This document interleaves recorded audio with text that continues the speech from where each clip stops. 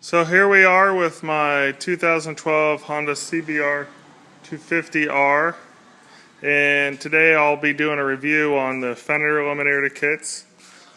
I have two kits that are available. Not that I have two kits. I have two kits over here that are available on the market. I have Yoshimura, and I have the hot bodies. So what I'm going to do is they're unopened. I don't know anything about them. I'm going to open them both up, kind of look them over, see what the difference is between the two, and then I'll be right back. Okay, so what I have here is the Yoshimura kit, and then I have the hot bodies kit. I just want to show they had this bag all wrapped up. I don't know if I can even get this thing. Look how long this bag is for this little part, and I am not exaggerating this. I bought this off of eBay for $64.95 with free shipping shipped to me, and I can already tell you, hands down, Yoshimura stomped these guys in the ground. No offense to Hot Body Racing out there. They got stickers. That's cool. I mean, you know. And everything on this kit is plastic. There's a reason. It's plastic, and it has no instructions at all. It's a plastic piece. Now, don't get me wrong. I know the whole bike's pretty much plastic and steel, but I mean, come on, right? No instructions. I did see a YouTube video of a hot lady putting this on. Got a little bag here full of nuts and bolts. But when I unwrapped the Yoshimura, everything was proper and tight in all these bags. Everything labeled, everything. And they're all nicely tucked down in the box. And all these peanuts, I dumped them into a bigger box. All these peanuts were in there. And it comes with these stickers. It comes with the hardware kit, the nuts and bolts, and wire connectors. And everything on this thing is I'm told it's stainless, like powder coated stainless. This is really nice. I mean, I think it cost me like $130 for this, but hands down, everything on this stainless. It comes with the license plate lights, pre-wired LEDs. You know, a nice metal plate.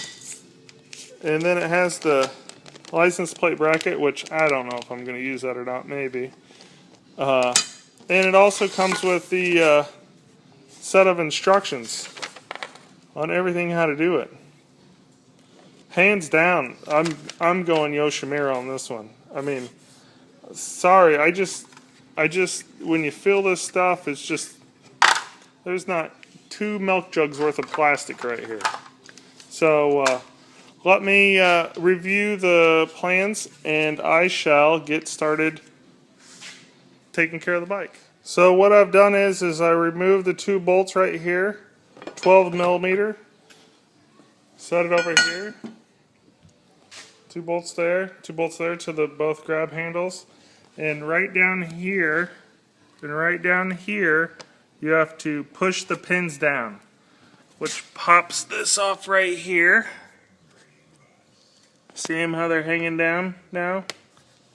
Okay, so the 2 plastic pop rivets that are up in there, when you push them down, give this a tug. It'll seem kind of difficult at first, and then the whole thing will pop out. Okay, just like that. Then what you want to do is take your screwdriver, and there's 3 screws. Get them in the camera. One there, and one there, and you're going to want to unscrew those, so let's do that. Okay, what I did was I unscrewed this screw, popped this off. Okay, now there's 2 hidden screws. One of them's right up on here. The other one's right up in here, up at a diagonal. And then there's one right underneath of the taillight assembly. And so what happens is when you pull this up, you have to kind of slide it down and kind of twist it and forward, and anyways, it'll come out. And then this little plastic thing right here will come out too. And you can see how it's in there. The screw goes up into there and the housing goes around it, so it's kind of locked in. So you're starting to accumulate a little bit of parts there. Now, you should probably want to do this first thing. I'm going to take a magic marker and just mark like a little R and an L and a T for taillight, or the taillight has its own clip. You want to unplug these and get those out of the way. And we're almost done disassembling. So what you want to do is unscrew the bolt here, unscrew the bolt there, and unscrew the bolt there. I've already done it. The big bolts, which are still 12 millimeter. So with your wiring and everything undone, there you go. Whole big glob of stuff right there. Looks it's kind of funky, but let's get going. Okay, what we're going to want to do is we're going to want to use the Yoshimura turn signal holders and this adapter plate. We're going to bolt all that back on there. But first we need to get the turn signals off of this big giant chunk of metal and plastic. So you need a 14 millimeter wrench to get onto the nuts there to get the turn signals off. So let's do that. Okay, the next thing you want to do is take your tail light, take your little back flap, bolt or screw it on there. Take the Yoshimura tail light brackets, run your tail light through them. Your tail light has a nut it's been cut. You can see that coordinates right into this to the slot on this thing. So just like that. You want to take the other part of the Yoshimura bracket, using the 3 bolts, bolt it on right there, just like that, and this will slide right into there. You'll have to set it into, it has some grooves here and grooves here. So I couldn't leave well enough alone, so what I did was I took the factory ones, and the brackets looked like this.